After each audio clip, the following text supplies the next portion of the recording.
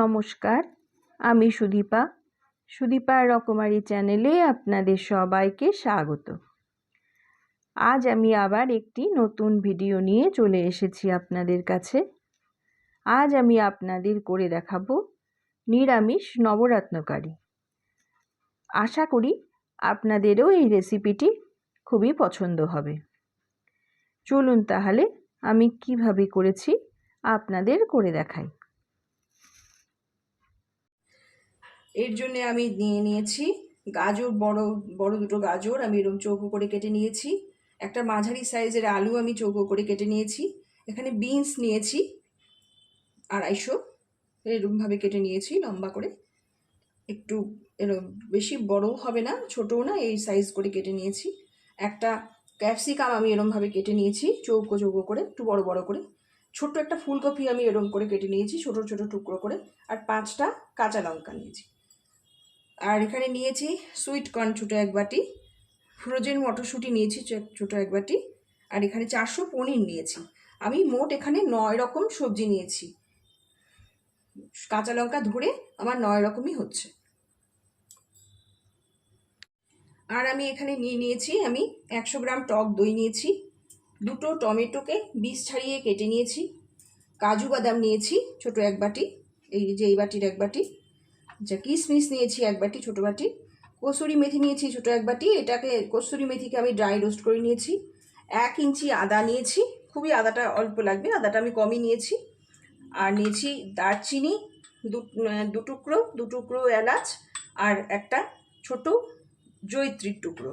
আর নিয়েছি এটা এখানে মগজ ছোটো বাটি 1 বাটি, এখানে আমি 4 চামচ মগজ নিয়ে এসেছি, আর 3 চামচ পোস্ত নিয়েছি।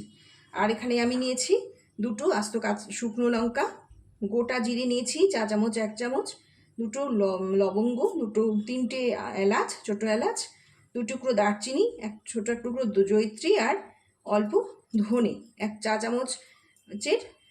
চামচ ধনে। এবার আমি গ্যাস জ্বালিয়ে কড়াই বসিয়ে নিয়েছি। এবার প্রথমে আমি দিয়ে দেব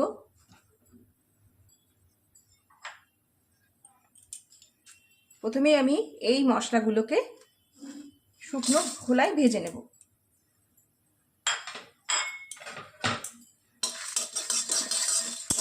গোটা জিরে, ধনে, 2 শুকনো লঙ্কা, এলাচ, দারচিনি আর জয়িত্রীকে আমি একটু ভেজে নেব শুকনো কড়াইতে।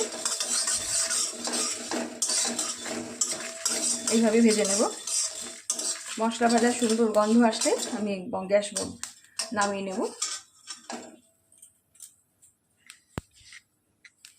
এবার গ্যাস জ্বালিয়ে আমি ফ্রাই প্যান বসিয়ে নিয়েছি। আমি এখানে এখন দিয়ে দেবো একটু বাটার। পনিরটাকে আমি এবার ভেজে নেব।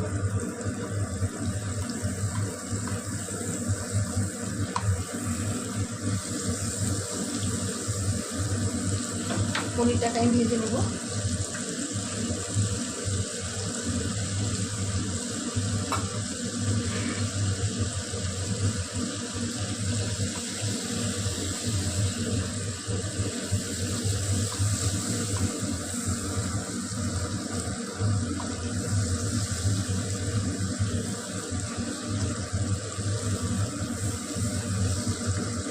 আর বাটারটা ফুলে গেছে, এবার আমি পনিরটা দিয়ে দেবো।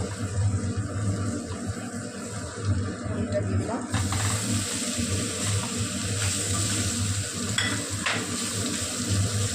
গ্যাসের আঁচটা কিন্তু আমি এই সময় কমিয়ে নেব।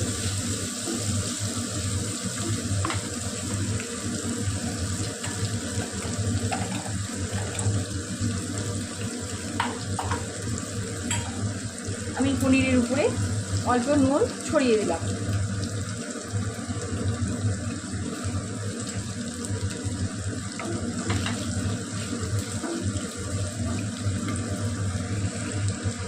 দেখুন আমার পনিরটা ভাজা হয়ে গেছে। এবার আমি পনিরটাকে একটু গরম জলে ভিজিয়ে রাখবো, তাহলে পনিরটা খুব সফট হয়। পাশের গ্যাসে গরম জল বসিয়ে দিয়েছি, ওইখানে গরম জলে পনিরটা দিয়ে দেবো। জলটা গরম হয়ে গেছে, হালকা গরম জল করে নিতে হবে, ওর মধ্যে পনিরটা দিয়ে দিতে হবে, তাহলে পনিরটা খুব সফট হয়, নরম থাকে। আমি গ্যাস জ্বালিয়ে কড়াই বসিয়ে নিয়েছি আর দিয়েছি সাদা তেল দিয়ে দিয়েছি। এবার আমি প্রথমে দিয়ে দেবো ফুলকপিটা। আমি কেটে রাখা ফুলকপিটা দিয়ে দিলাম।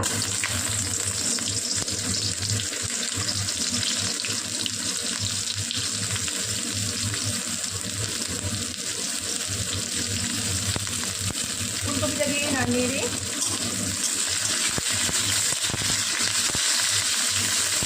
এবার আমি দিয়ে দেবো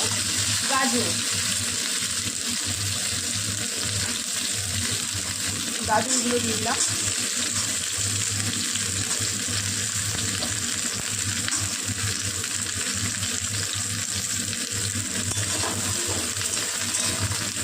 ফুলকপি গাজর এইভাবে নেড়ে নিয়ে এরপরে আমি দিয়ে দেবো আলুগুলো।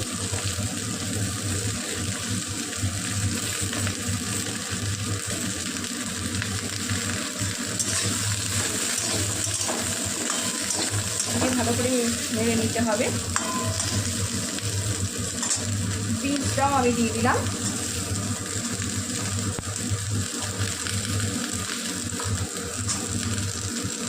ক্যাপসিকামটা আমি এখন দিলাম না,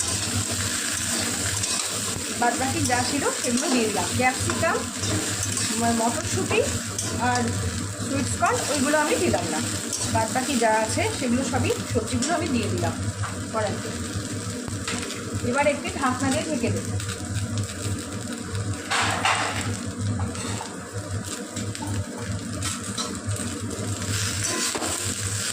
সবজিগুলোতে আমি একটু নুন দিয়ে নেবো আগে, আমি ভুলে গেলাম বলতে। আগে একটু নুন দিয়ে নেবো। নুনটা দিয়ে দিলে নুনটা ভেতরেও ঢুকবে আর তাড়াতাড়ি সেদ্ধও হয়ে যাবে। নুন দিয়ে নিলাম আন্দাজ মতো, পরে আবার নুন দেবো। এখন অল্প নুন দিলাম, পরে আরও সবজি মেশাবো, আরও নুন লাগবে। এবার আমি ঢেকে দেব।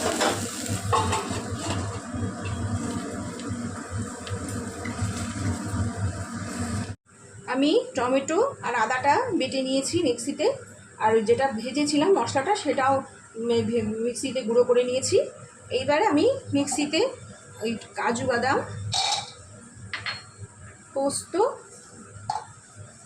আর মগজটাকেও প্রথমে শুকনো গুঁড়ো করে নেব। আমি শুকনো গুঁড়ো করে নিয়েছি। এইবারে আমি এর মধ্যে দিয়ে দেবো টক দইটা। টক দইটা দিয়ে আমি এটা আবার বেটে নেব। আমি ওটা মিক্সিতে বেটে নিয়েছি। চলে এলাম, আমার এই সবজিগুলো ভাজা হয়ে গেছে। এবার আমি এগুলো নামিয়ে নেব।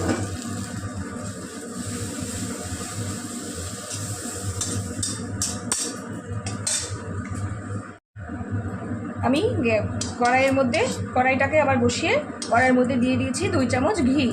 এবার আমি দিয়ে দেব ওই জয়িত্রী, আমি এলাচ দুটোকেও ফাটিয়ে নিয়েছি, আর দারচিনির টুকরোটাকে এবার দিয়ে দিলাম।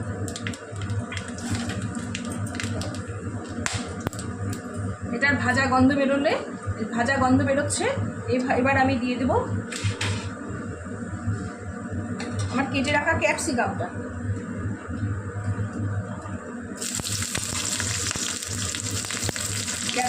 দিয়ে দিলাম। ক্যাপসিকামটা দিয়ে ভালো করে নেড়ে নিয়ে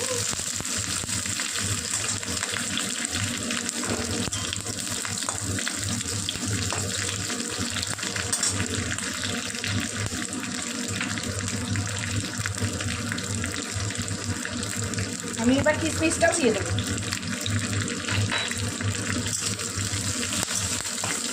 দেখুন খুব সুন্দর ভাজা গন্ধ বেরোচ্ছে।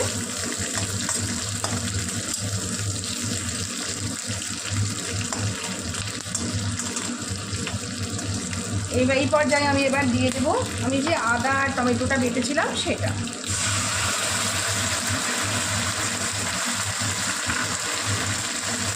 এই রান্নার মধ্যে কিন্তু আমি কোনো হলুদ ব্যবহার করিনি, আর কোনো গুঁড়ো মশলাও ব্যবহার করিনি। জিরের গুঁড়ো, ধনের গুঁড়ো, কোনো ওই ধরনের মশলাও ব্যবহার করিনি। মশলার সাথে ক্যাপসিকামটা ভালো করে কষে নেবো। এবার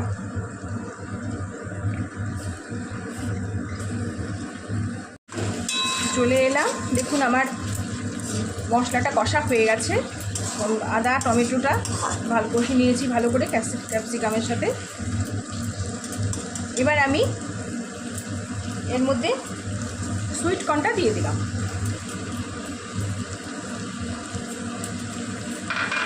সুইট কর্নটা দিয়ে ভালো করে মিশিয়ে নেব।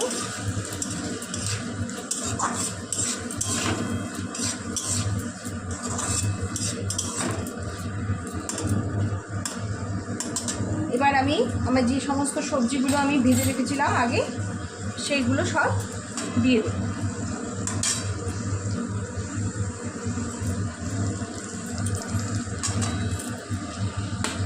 দিয়ে দিলাম সমস্ত সবজিগুলো, ভাজা সবজিগুলো আমি দিয়ে দিলাম।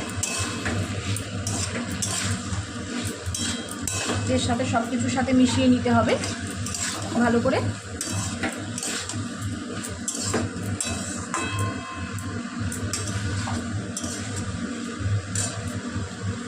এবার আমি মটরশুঁটিটাও দিয়ে দিলাম আর দিয়ে দিলাম চেরা কাঁচা লঙ্কা। কাঁচা লঙ্কাগুলো আমি দিয়ে দিলাম একবার ভালো করে এবার মিশিয়ে নিচ্ছি।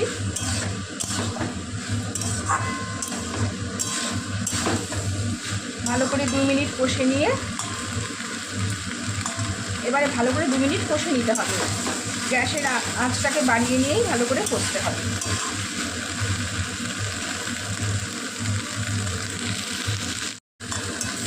এবার আমার কষা হয়ে গেছে মশলা দিয়ে। টমেটো আর আদা বাটার সাথে সবজিগুলো কষা হয়ে গেছে 2 মিনিট পর। এবার আমি দিয়ে দেবো পনিরটা। আমি জল ঝাড়িয়ে দিয়েছি, গরম জল থেকে তুলে নিয়েছি। দেখুন কি সুন্দর নরম হয়ে গেছে। এইভাবে পনিরটা যদি রাখা হয় গরম জলে ভেজে নেওয়ার পরে, তাহলে পনিরটা খুব নরম থাকে, সফট থাকে, খেতেও ভালো হয়। দেখুন এবার পনিরটা দিয়ে নাড়িয়ে নিচ্ছি। এবারে আমি দিয়ে দেব যে কাজু বাদাম আর পোস্তটা বাটা বেটেছিলাম সেটা। কাজু বাদাম পোস্ত টক দই দিয়ে যে বাটলাম সেই বাটাটা আমি এবার দিয়ে দিলাম। গ্যাসের আঁচটাকে আমি এখন কমিয়ে নিয়েছি।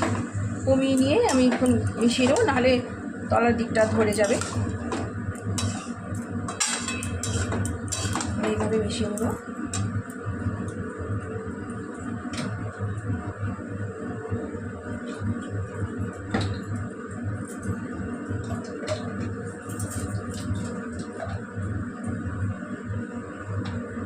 আমি মিক্সিটা ধুয়ে জলটাও দিয়ে দিলাম পোস্ত বাটা।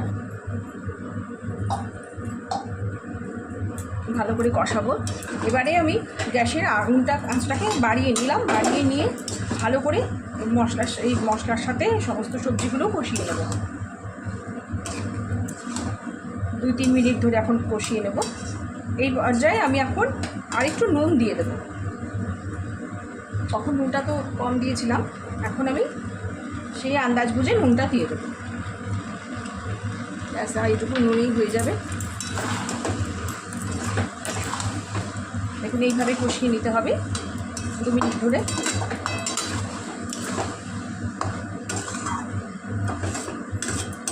এইভাবে কষিয়ে নিতে হবে।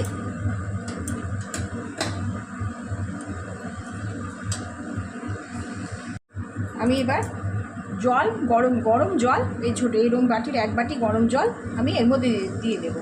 জলটা আপনারা আপনাদের সবজি অনুযায়ী দেবেন। যতটা সবজি, যে পরিমাণ সবজি থাকবে সেই রকম পরিমাণেই জল দেবেন। বেশি জল কিন্তু এটাতে দেওয়া যাবে না।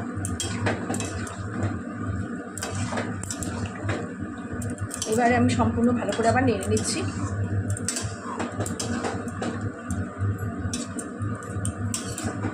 গরম জল আমি দিয়ে দিলাম। গরম জলটা একটু গরম করে নিতে হবে। গরম জল দিলেই ভালো হয়। এবার আমি গ্যাসটাকে কমিয়ে ঢেকে দেব। আমি চলে এলাম ঢাকনা খুলে। দেখুন এটা কি সুন্দর সুসিদ্ধ হয়ে গেছে। সব সবজিগুলোই সেদ্ধ হয়ে গেছে। আমি এবার একটু আঁচ বাড়িয়ে ভালো করে নাড়িয়ে নিলাম। এবার আমি এই পর্যায়ে দিয়ে দেব কসুরি মেথিটা। আমি যে কসুরি মেথিটা রেখেছিলাম ড্রাই রোস্ট করে, সেটা এবার আমি দিয়ে দিলাম। গ্যাসটাকে আবার মিডিয়ামে করে নিলাম। কসুরি মেথিটা দিয়ে দিলাম। এবারে আমি দিয়ে দেব একটু চিনি।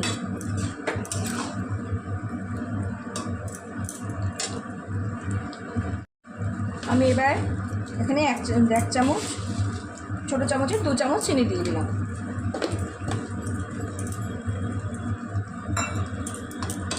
এবারে সব একসঙ্গে নাড়িয়ে নিচ্ছি, মিশিয়ে নিচ্ছি। আমার নবরত্ন কারি রেডি হয়ে গেছে, সম্পূর্ণ রেডি। নিরামিষ নবরত্ন কারি এরকম করে করলে খুবই ভালো লাগে খেতে। আর এই কসুরি মেথিটা দেওয়ার পরে গন্ধটা এত সুন্দর আসে, খুব ভালো লাগে। আমার এটা হয়ে গেছে, এবার আমি গ্যাস অফ করে দিলাম। এবার আমি নামিয়ে নেব। এবার আমি নামিয়ে নিচ্ছি বাটিতে। দেখুন কি সুন্দর দেখতে হয়েছে, খুবই ভালো লাগে এই নবরত্ন কারি। আপনারা বাড়িতে এভাবে করে দেখবেন, খুবই ভালো লাগে। আমি সবটা নামিয়ে নিলাম।